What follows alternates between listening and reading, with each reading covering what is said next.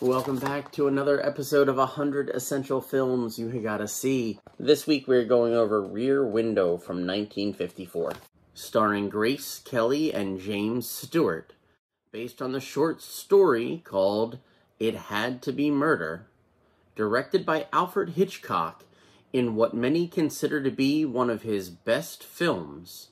This American mystery thriller from 1954, Rear Window. So there is a lot of hype there. Directed by Alfred Hitchcock, starring Grace Kelly and James Stewart. Those are pretty big names that we're still talking about 70 years later, which really surprised me when I did not enjoy this film. But before I get into what I didn't like about this film, let me do a quick plot crunch of what you're getting yourself into in this story. We are, for the most part, seeing this story play out through the eyes of professional photographer L.B. Jeffries, who is currently confined to a wheelchair with a broken leg in his Greenwich Village apartment, where to pass the time he stares out his window into the courtyard into all of his neighbors' homes. We have a very voyeuristic experience as we watch the middle-aged couple with a small dog, as we watch the musician across the way. There's also a young couple in one apartment and a lively, vivacious woman in apartment across the way. There's a lot going on and a lot to take in. There is also an unhappy couple with a miserable traveling jewelry salesman husband and a bedridden wife that do not get along. And it's that couple that starts the spark that fuels this fire. Jeffries is often visited by his socialite girlfriend, Lisa Fremont, played by Grace Kelly, and his nurse, Stella. One rainy night, Jeffries hears a scream coming from one of the apartments, and then sees a lot of suspicious activity from his neighbor across the way, Lars. Now, this is where the film does something that I really don't like. After hearing the scream from the apartment, Jeffries begins keeping an eye on Lars leaving and returning from the apartment. At one point, he falls asleep, and we, as the audience, see Lars leave the apartment with a woman. We are also shown that Jeff is sleeping and misses this detail. So the next day, when Jeff sees that Lars's wife is not in the apartment, he becomes incredibly suspicious and starts talking possible murder. Meanwhile, us as the audience have seen a piece of information that Jeffries has not seen. And this is the red herring that I was talking about.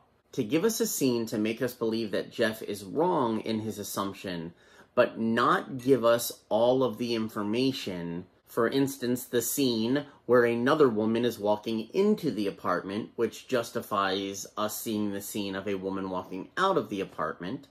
I feel like it was really lazy writing or really deceitful storytelling.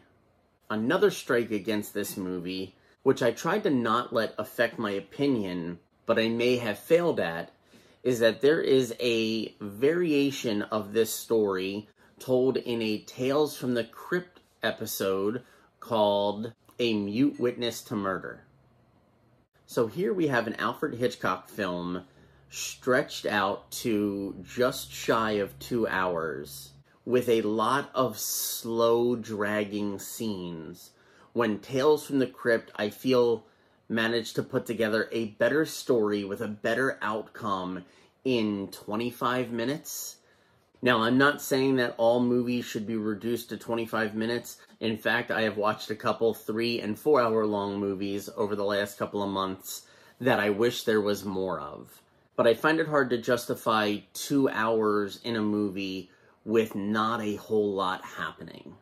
Please don't get me wrong, I am still a Grace Kelly fan, I am still a James Stewart fan, and absolutely a Alfred Hitchcock fan. If anything, this film has made me want to watch other movies that they have done. This one just didn't land right for me. Let me know in the comments below if you think I am being too harsh, or if you think my judgment is cloudy by comparing to different film styles or storytelling styles. I'd love to hear from you. But while I'm waiting for you, we should get to my favorite part of the series, the scratching.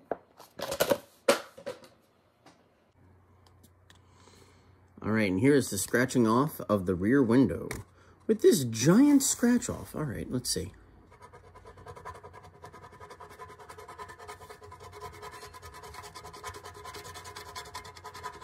It almost doesn't look like anything's coming off.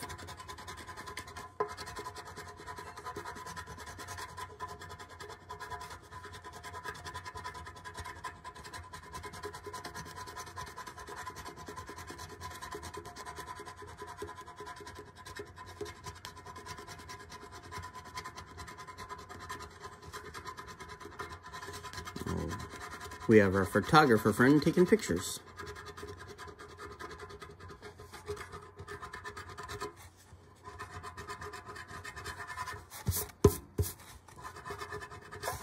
And there is Jeffries and his camera. So that is the scratching off of Rear Window from 1954. Next week we're going to be checking out The Searchers. Yeah, that's what that looks like. The Searchers, also from 1954. I want to thank you guys very much for taking time out of your day to check out this review. Make sure you hit those buttons down below, the like, subscribe, the tell a friend, and let me know what you think. And if you want, tell me what your favorite Tales from the Crypt episode is, because I am a big fan of that as well. I'm even batting around the idea of maybe doing a podcast about the episodes from Tales from the Crypt, but I'm definitely going to need a partner for that. Very big thank you to my Patreon subscribers whose names are going to pop up in just a second. The fact that you guys have my back on a monthly basis is awesome. Plus, you get an extra movie review every week on Mondays. I hope you are enjoying them. And don't forget to stop back on Thursday for our 100 horror movies that you got to check out. Alas, parting is such sweet sorrow, but I will see you next Tuesday. I love you all. Later days.